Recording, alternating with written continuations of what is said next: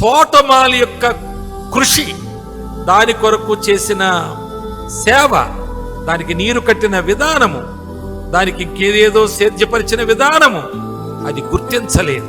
ఈనాడు సంఘములో సంఘ కాపరి చేస్తున్నటువంటి పరిచర్యలో ప్రతి ఒక్కరి విషయంలో ఒక ఉద్దేశం.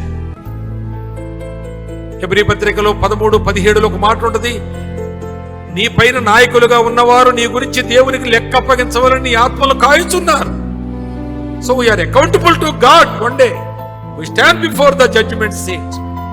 డెఫినెట్లీ నన్ను అడుగుతాడు, నీకు అప్పగించిన వారిని ఏం చేశావు? I have to give answer.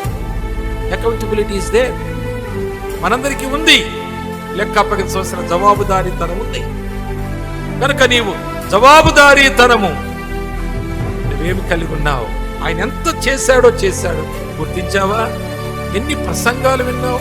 ఎన్ని దిద్దుబాటు మాటలు, ఎన్ని హెచ్చరిక మాటలు విన్నావా? మార్చుకున్నావా?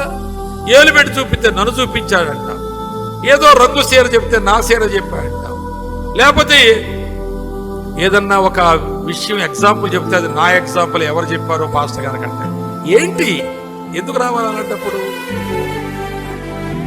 మళ్ళీ నేను ప్రార్థన చేయమంటే, ప్రభువా నీవు మాట్లాడు, నీ దాసుడి ద్వారా మాట్లాడతావు.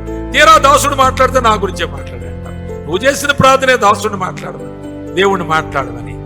కనుక ఎంతకాలం ఈ తందానా క్రైస్తవ్యం, ఈ జీవితం ఎంతకాలం జీవిందాం? ఆ తోటమాలి యొక్క కృషిని అది గుర్తించలేదు.